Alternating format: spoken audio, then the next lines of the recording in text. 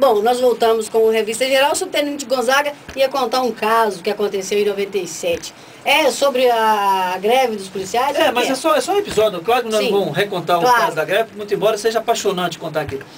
Mas nessa colocação que o Coronel Mendonça colocou, da defesa inteligente que o Coronel Renato já fez do comandante, em 97 havia uma fala generalizada que o Coronel Eleutério estava envolvido teria atirado, teria responsabilidade com o Cabo Valério. E quando nós terminamos a negociação lá no Palácio do Despacho, que nós reunimos, a primeira fala do então chefe do Barral, que era o Coronel Miranda, foi de dizer: o Eleutério é inocente. E não houve também, Mendonça, nenhuma apuração. Eu não estou aqui para dizer que ele é responsável, não. Já foi feita a apuração, o Edson não está aqui mais para poder contar a sua história mais. Mas o que chama atenção é o fato de que havia uma suspeita pública, noticiada pela imprensa, e também não houve nenhuma apuração. Pelo contrário, todo o esforço foi no sentido de apontar responsável e inocentá-lo. Para dizer, vou repetir aqui que nós já falamos mais de 10 vezes, denunciar oficial não pode porque é desmoralizar a polícia. E denunciar a praça deve porque é moralizar a polícia. Esse é um princípio que nós precisamos de... Já que eu tenho que fazer um comentáriozinho sobre esse episódio 97, até porque eu estava lá nas janelas do primeiro andar e vi aquela situação que aconteceu lá. A gente lamenta mesmo, porque ali depois que morreu o Cabo Valério, teria que buscar um praça para julgar no colo dele a morte do Valério. Isso aí para mim é claro. Claro por quê? Porque na Justiça Militar, o doutor Jadir Silva absolveu o Edson da morte do Valério e o tenente também.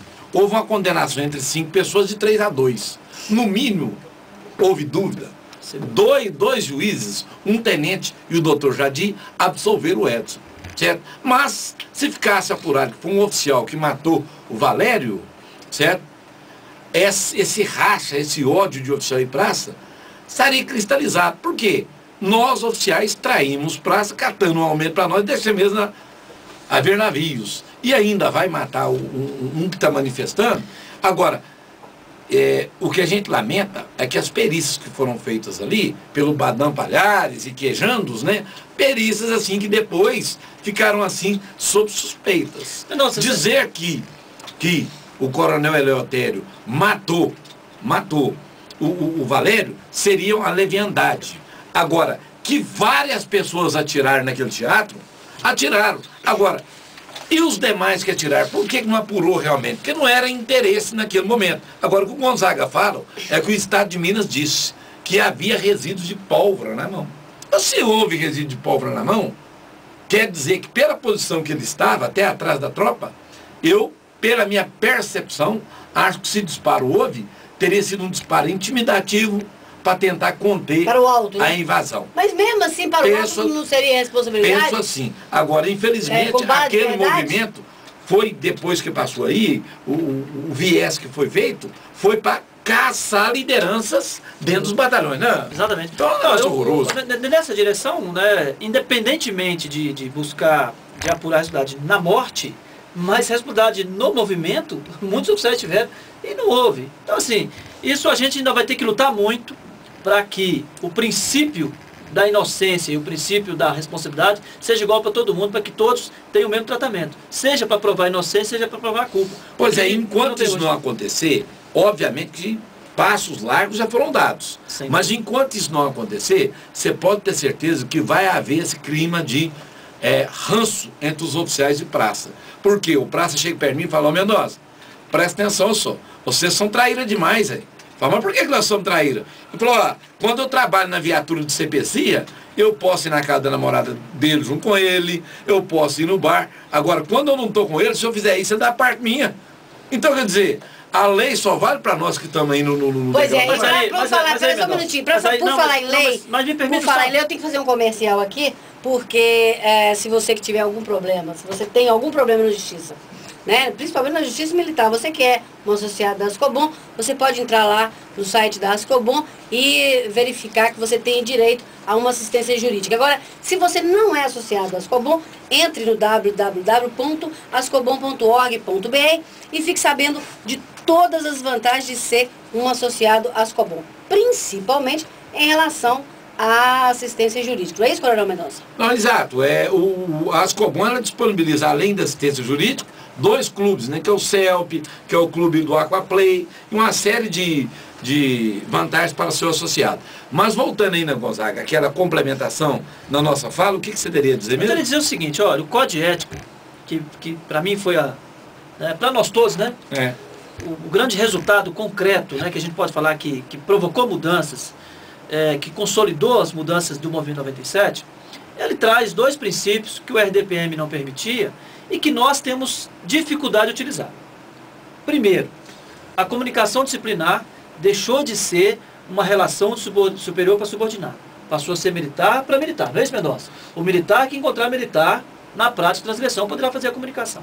E o outro é o artigo 95, que diz que o subordinado é específico para o subordinado. O subordinado que tomar conhecimento, que tiver conhecimento da prática de atos contra a moralidade, a legalidade praticada pelo seu superior, ele pode fazer um comunicado reservado. Gonzaga. E fica garantido a ele que nenhuma medida administrativa pode ser tomada. Sim. Obviamente, administrativa. Mas aí é que está o detalhe. Não, mas o problema todo é que nós esquecemos que o que garante essa estrutura no país inteiro é o Código Penal Militar e o Código de Processo Penal Militar. Então a Polícia Militar passou a manobrar os IPMs de uma forma... Gente, o que aconteceu com o Cabo Senilo, eu vou dar nome, Cabo Senilo, um abraço para ele, lá no 36º Batalhão, em Vespasiano, Gonzaga, olha o fim do mundo. O rapaz chega para trabalhar, vira alguém para ele e fala, olha, você tá bêbado, se riscar um palito de fósforo perto de você, pega fogo. Ele ficou indignado. Indignado, mas o que é isso, não sei mais? Porque ele não estava bêbado. Não estava bêbado. Aí prenderam ele por embriaguez. Ótimo. Conduziram para fazer o exame. Não estava bêbado. Mas como? Não estava, não estava. Mas qual que era o sintoma? Não tinha sintoma nenhum. Mas por que fizeram isso? Ele não tinha sintoma. Simplesmente... Sacanagem. Não foi sacanagem, não. Simplesmente por uma impressão equivocada de alguém. Bom, como ele não estava bêbado, e a prova deu, não fez uso de bebida alcoólica, o que fizeram com ele? Fizeram um IPM para apurar a indignação dele quando foi estar acusado de estar bêbado. Ou seja, ele estava sendo ofendido, ele estava sendo agredido, reagiu, aí está respondendo um IPM por desrespeito superior. Ou seja, você não pega o cara no principal, mas pega em outra coisa. Então, e o IPM... Quer dizer, você provoca... Não. Você provoca veja a minha situação, Gonzaga. Veja a minha situação. Eu vou litigar em causa própria. Eu, como advogado, faço uma petição acusando os coronéis da Polícia Militar, da CPO, de formação de quadrilha, por associarem-se para cometer crimes de improbidade administrativa. Ótimo. Isso é um fato.